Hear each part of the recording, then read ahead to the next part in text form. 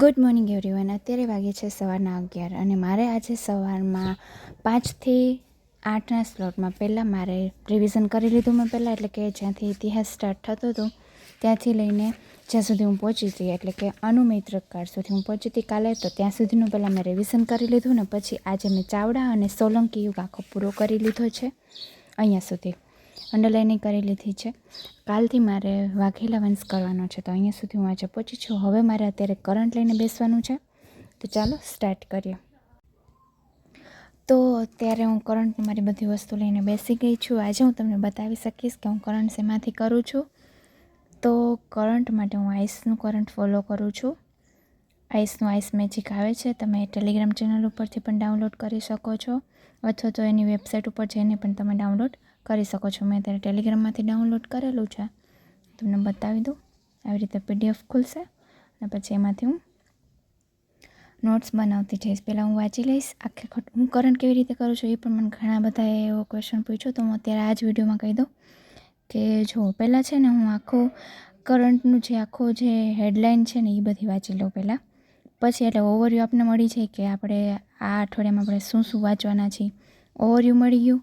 પછી આપણે જેમ કે આ સાહિત્ય એકાદમી પુરસ્કાર છે, યુવા પુરસ્કાર અને બાળ પુરસ્કાર, તો એના વિશે તમારે બધી જ વસ્તુ યાદ રાખવાની કે બધી જ વસ્તુ નોટ્સમાં ઉતારવાની જરૂર નથી. જે મેઇન વસ્તુ લાગે તમને એ જ તમે નોટ્સમાં ઉતારો. એટલે આખો ટોપિક વાંચી તો લેવાનો જ, પછી એમાંથી તમને જે મેઇન લાગે કે આ એક્ઝામમાં પૂછાઈ શકે એવું છે, તમારે તમારી રીતે એવી રીતે નોટ્સ બનાવી છે. મને જો આખા પેજમાંથી મને આટલું ઇમ્પોર્ટન્ટ લાગ્યું તો મેં આટલી વસ્તુ નોટમાં ઉતારી લીધી. એવી રીતે તમે તમારી નોટ્સ બનાવી શકો છો. તો આ તમારું આઈસનું કરંટ અફેર્સ કરવાની ટેકનિક, જે મને એમ તો ફાયદો થયો છે આ ટેકનિક ઉપરથી, તો તમે પણ આ ટેકનિક ફોલો કરી શકો છો.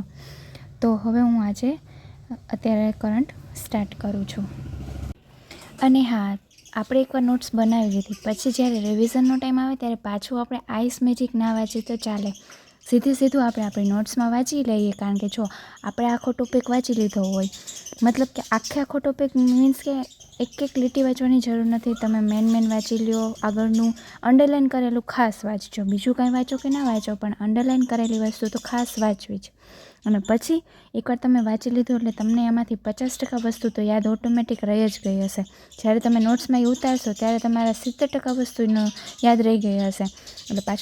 એટલે પાછું તમે જ્યારે આ નોટ્સમાંથી વાંચશો ને ત્યારે તમને આઈસ મેજિકમાં એ વસ્તુ ક્યાં હતી, કયા ફોટા હતા, એ બધી વસ્તુ તમને ઓટોમેટિક યાદ આવી જશે. એકવાર ટ્રાય તો કરી જુઓ. મને તો યાદ આવે છે, તમને પણ યાદ આવે છે કે નહીં કમેન્ટ કરતા જજો પછી. ઓકે, તો ચાલો હવે હું સ્ટાર્ટ કરું છું.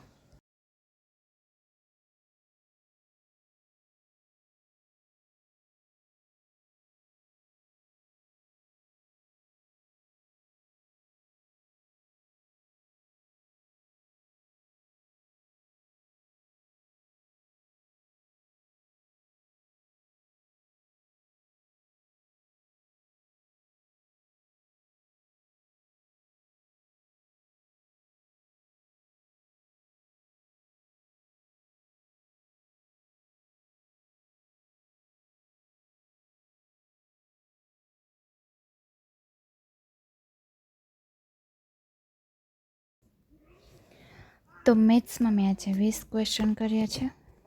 મેથ્સ પૂરું થયા પછી અત્યારે હું ગુજરાતી લઈને બેસી ગઈ છું. ગુજરાતીમાં મારે જ્યાંથી અધૂરું છે, શબ્દ સમૂહ માટે એક શબ્દ, ત્યાંથી હું અત્યારે સ્ટાર્ટ કરવાની છું. તો ચાલો સ્ટાર્ટ કરીએ. રિવિઝન મારે કરવાનું છે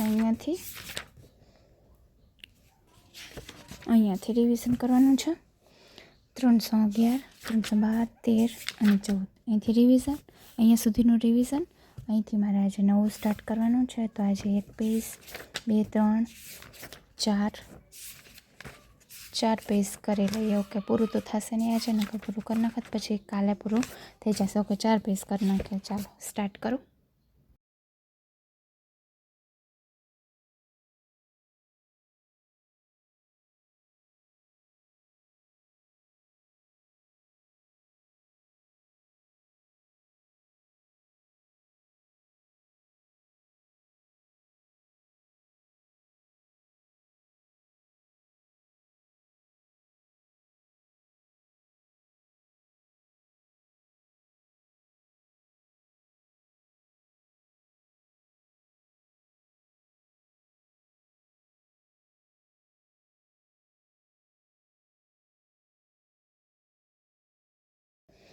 તો મારે ગુજરાતીનું કામ થઈ ગયું છે પૂરું 318 પેજ નંબર સુધી.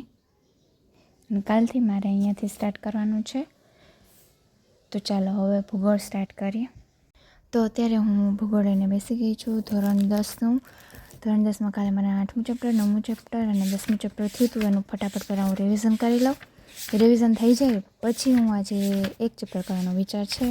એ છે 11મું ચેપ્ટર. નાનું એવું છે 11મું ચેપ્ટર. તો 10મું ચેપ્ટર તો મને વધારે અઘરું લાગ્યું કાલ. ચાલો કાંઈ વાંધો નહીં. 11મું ચેપ્ટર તો નાનું એવું છે, જળ સંસાધન. આટલું જ છે. તો એ થઈ જશે આજે, કારણ કે ઓલું રિવિઝન કરીશ અને આટલું કરીશ એટલે એમ તો વાર લાગશે. તાર રસોઈનો ટાઈમ થઈ જશે. તો ચાલો ફટાફટ સ્ટાર્ટ કરીએ. તો મારો આજનો ટાર્ગેટ થઈ ગયું છે કમ્પ્લીટ. 11મું ચેપ્ટર પર મારે આજે થઈ ગયું છે અત્યારે. હવે રસોઈની તૈયારી કરીએ ફટાફટ. મળીએ નવા બ્લોગમાં.